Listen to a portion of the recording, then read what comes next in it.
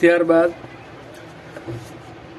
વેપાર દરમિયાન કોઈ વ્યક્તિ સાથે આર્થિક લેવડ દેવડ થઈ હોય અને કોઈ કારણોસર એ વ્યક્તિનું નામ ભૂલાઈ ગયું હોય તો ત્યારે તે લેવડ દેવડની નોંધ કયા ખાતેથી થાય છે? તો શ્રી સા ખાતે. જ્યારે તમે કોઈ વ્યક્તિ સાથે વ્યવહાર કર્યો હોય, પૈસા આપ્યા હોય કાં તો પૈસા લીધા હોય, પરંતુ એ વ્યક્તિનું નામ ભૂલાઈ ગયું, તો ટેમ્પરરી એ નોંધ, એ વ્યવહારની નોંધ તમે કયા ખાતે કરશો? શ્રી સા ખાતે.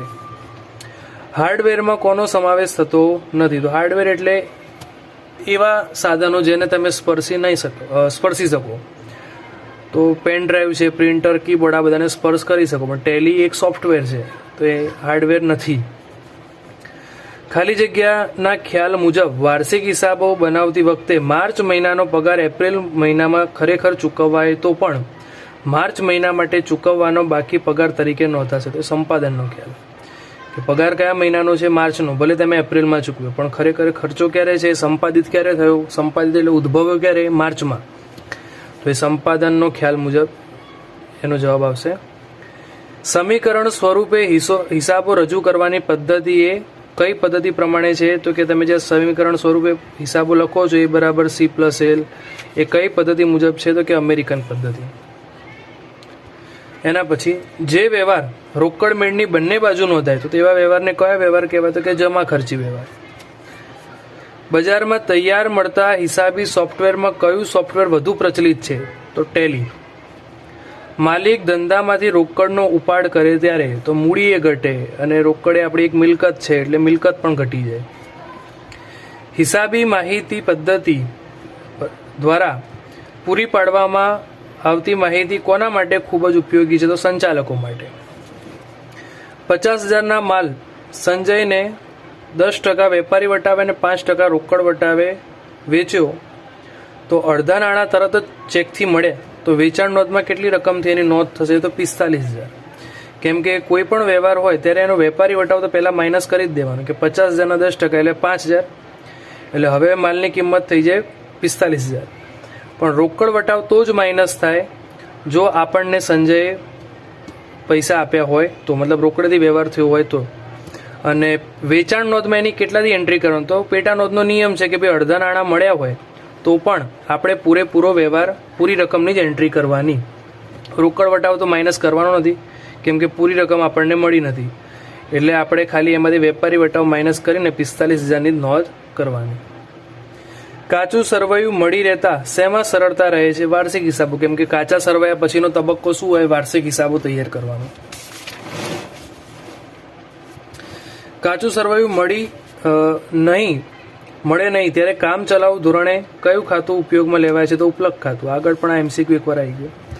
રોકડ મેળ મુજબની જમા બાકી એટલે શું? તો કે બેંક ઓવરડ્રાફ્ટ. ઉધાર બાકી એટલે બેંક સિલક. અનામત કયા ખાતેથી ઊભું કરવામાં આવે છે? તો નફા નુકસાન ફાળવણી ખાતેથી. ઘસારો ગણવાની પદ્ધતિ દર વર્ષે સરખી રાખવી જોઈએ. કઈ ધારણા મુજબ? તો એક સૂત્રતા. એક સૂત્રતા એટલે સમાનતા. દર વર્ષે પદ્ધતિ બદલવી ના જોઈએ, એક જ પદ્ધતિ તમારે ફોલો કરવાની. એના પછી નીચેનામાંથી કઈ મિલકત અવાસ્તવિક મિલકત છે? તો ડિબેન્ચર વટાવ. પહેલા પણ MCQ એકવાર આવી ગયો. સમીકરણ પદ્ધતિમાં વ્યવહારોની હિસાબી અસર સીધી શેમાં થાય છે? તો કે પાકા સરવૈયામાં. કેમ કે સમીકરણ જ શું છે? મિલકતો બરાબર દેવું વત્તા મૂડી, એટલે સીધું પાકા સરવૈયામાં એની એન્ટ્રી થઈ જાય. જ્યારે ઉધાર ખરીદેલો માલ નમૂના પ્રમાણે ન હોય, એનો મતલબ તમે મંગાવ્યો તેવો ના હોય, ત્યારે માલ પરત કરવામાં આવે તો કયું વાઉચર બને? તો ઉધાર ચિઠ્ઠી. ખરીદેલો માલ તમે પરત કરો ત્યારે શું થાય? તો કે આપણી એક મિલકત આવી હતી એ પાછી જતી રહે, ઘટી જાય, અને આપણે એ મિલકતના જે પૈસા આપવાના હતા એ દેવું, આપણે જે પૈસા આપવાના હતા એ ઘટી જાય, એટલે મિલકત એ ઘટે અને દેવું પણ ઘટે. 3 ખાનાવાળા રોકડ મેળમાં કયા ખાતાની બાકી શોધવામાં આવતી નથી? તો વટાવની બાકી ક્યારે શોધવામાં ના આવે? બેંક અને રોકડ ખાતાની બાકી શોધવામાં આવે. પાસબુક મુજબનો બેંક ઓવરડ્રાફ્ટ એ કઈ બાકી છે? તો એ ઉધાર બાકી છે. પાસબુક મુજબની ઉધાર બાકી એટલે બેંક ઓવરડ્રાફ્ટ થાય. 15,000નો માલ ચીનુભાઈ પાસેથી 5% રોકડ વટાવે ખરીદ્યું.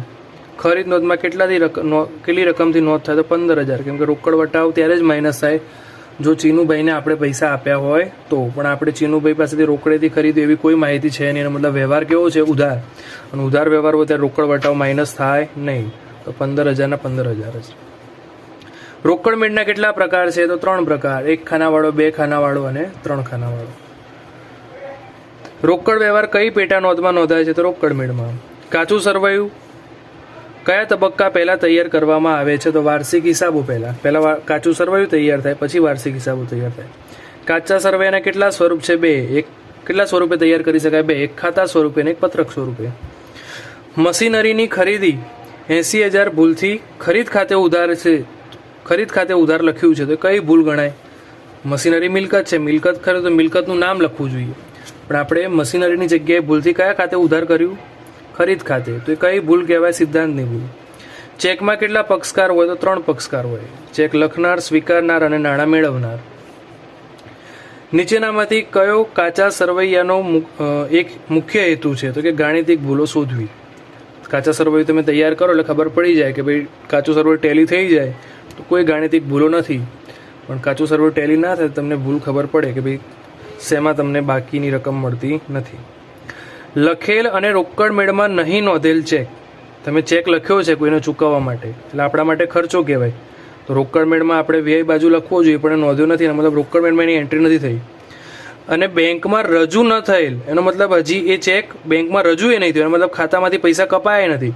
એનો મતલબ શું થયો કે રોકડ મેળમાં એન્ટ્રી નથી પડી, પાસબુકમાં પણ એન્ટ્રી પડી નથી.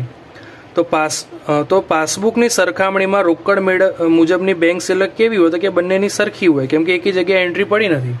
સરખી ક્યારે ના હોય? એક જગ્યાએ એન્ટ્રી થઈ હોય અને એક જગ્યાએ ના થઈ હોય. એના પછી બેંક સિલક મેળ તૈયાર કરવા માટે ખાલી જગ્યાની જરૂર પડે તો 2 વસ્તુ: રોકડ મેળ અને પાસબુક તમારી પાસે હોવી જોઈએ. કયા ખ્યાલ હેઠળ સંભવિત નુકસાનને ધ્યાનમાં લેવાનું પણ સંભવિત નફાને ધ્યાનમાં લેવાનું નહીં? દૂરદર્શિતાનો ખ્યાલ.